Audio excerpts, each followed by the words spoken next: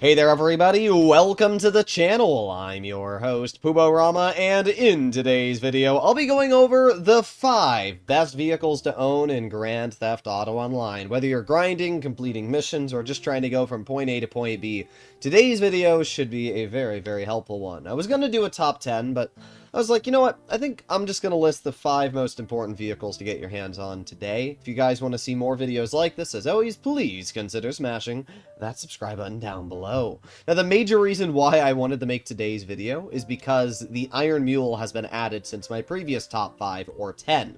The Iron Mule is legitimately one of the most important vehicles to buy in the game. And the reason why is because it can lift aircraft. So we can see right now that there is a Pounder Custom in front of me.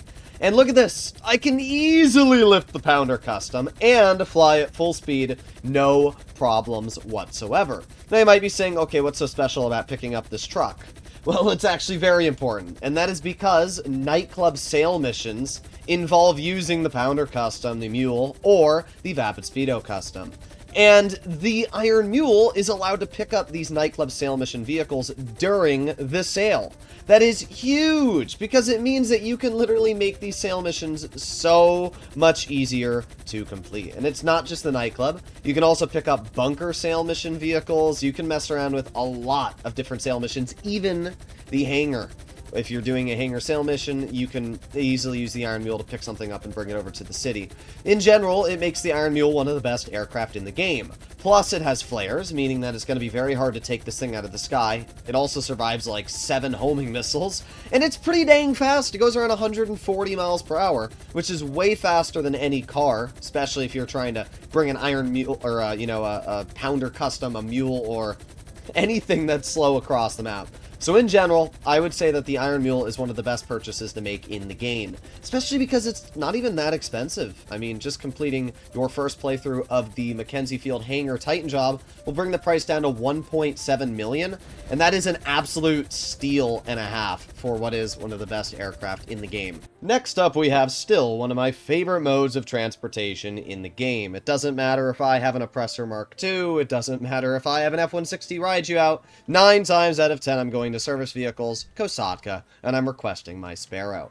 The Sparrow is just so incredibly easy to access wherever you are, whenever you're in a pinch, and it has a lot of great capabilities going for it. It features flares, meaning that anybody trying to take you out with homing missiles is going to have a very hard time to do so. It flies about 30 miles per hour faster than the Oppressor Mark II, and it has unlimited homing missiles, meaning that it's very good and useful for any public lobby missions. When you pair all of that with the fact that it's a pretty maneuverable helicopter, you never have to pay a repair cost, and if it gets destroyed, it is automatically returned back to your Kosatka, and then in 2 minutes you're able to use it again.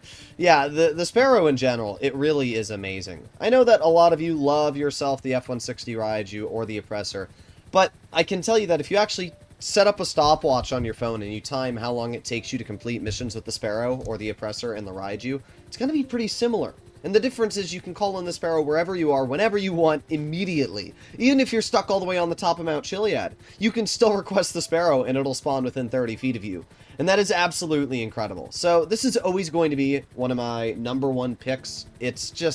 It's so good. Now, to get your hands on the Sparrow, you do need to purchase a Kosatka, which is located in Warstock, Cash, and Carry. So in total, it's going to be about 4 million to get your hands on a Sparrow. But you do have to keep in mind that the Kosatka is the best way of earning money. So, yeah, it's not like you're buying something that's utterly useless. You're getting a great business vehicle and a fantastic mode of transportation. So I would tell anybody that is either new to the game or is, thinking about getting their hands on a fast way to travel the map and you don't own a Sparrow yet, this is probably the most important thing that I will be talking about in today's video. Absolute goat of an aircraft. This is the Ubermacht Naobi. It's an HSW vehicle, and it's one of the fastest HSW cars in the game. It achieves a top speed of 160 miles per hour.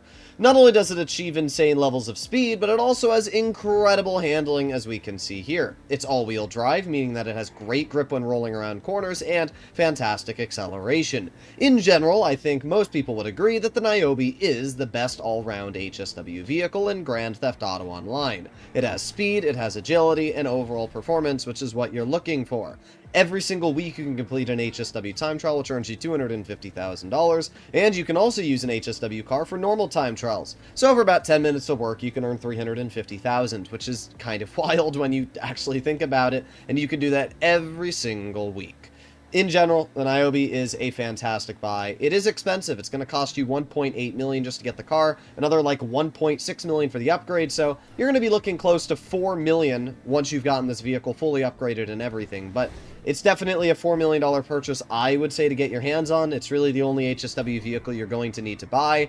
It's just absolutely amazing. And that brings us to the two final vehicles for today's video, both which are amazing for public lobbies and, most importantly, missions. First of all, we have the Dooku Death. Now, the Dooku Death is absolutely free. You can find it by going over to your website, Warstock Cash and Carry, and sorting by price, and you will see it right at the top, right here. And what's great about it is that it has a missile lock-on jammer upgrade. Now, you will need to buy an agency to be able to fit this upgrade. Even if you own the Vinewood Car Club garage, you still need to have an agency to actually equip the upgrade. But the reason the Duke is so amazing is, first of all, it has a lot of protection, especially against NPCs. We can see here, I'm just sitting still, and because of the very, very solid bulletproof protection this vehicle has, it's very rare to get shot. And then in return, you can just obviously kill all of the enemies that are in front of you. But we can see how little damage I've taken while driving my Duke. It's actually pretty impressive. And let's say I was really low on health. All you need to do, turn it around, and the entire back of this vehicle is bulletproof. So I just turn it around really quickly, go to snacks, eat some snacks, and then I'm back on to turning it and running everybody over and shooting them. In general, this is what makes the Dooku Death an absolute beast. It's one of my favorite armored vehicles in the game. And unlike the armored Kuruma, this thing can actually take a beating. It can survive upwards of 6 homing missiles while you're inside of it.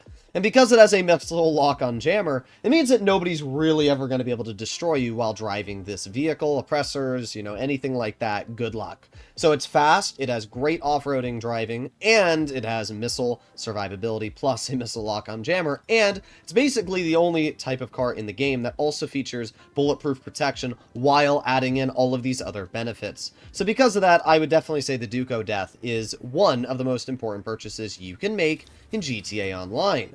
But then we arrive to the Vigilante. Now, the Vigilante is amazing because of, well, this reason. It has homing missiles, and it's a car that you can use in missions. I mean, we can see why these homing missiles are so important. I can literally use them to blow up every single enemy that spawns in, anywhere they are, at any moment in time. I mean, this is absolutely huge. Now, obviously, for Titan of a job, you need to fly the Titan, so using homing missiles to destroy the truck may not have been the best idea, but, like, we've already killed basically every single person in here. These homing missiles are just as dangerous as the Ruiner 2000s, by the way, so it's not like they're gonna miss or anything like that. These missiles are insane, and yeah, there you go. So we just killed every single person in this area. I wonder, can I use an up and atomizer? Oh, I can. I wonder if I can just move this out of the way really quickly with the up and atomizer. That'd actually be really funny. Oh, actually, I think this might work. Either way, we can see the vehicles that I picked for today's video and why I picked them. They're all fantastic choices, and each one of these will allow you to complete something different, right? The Dooku Death is for missions and for free roam lobbies if you never want to die. The Vigilante is mainly for missions, and the fact that it's one of the only missile-firing vehicles in the game you can use for missions. We have choices like the, oh, did we make it? Ooh, well, we lost 2 propellers, but we made it! Haha! But yes, right? All of these choices are fantastic. We have one for transportation, being the Sparrow. We have one for missions. We have one for racing, like the Naobi. All of these are great picks, and I would recommend that you mess around with any of them in your GTA daily experiences. But at the end of the day, hopefully you enjoyed today's video, and if you'd like to see more content like this, please consider smashing that subscribe button down below. I'll see you all in the next one. Bye-bye.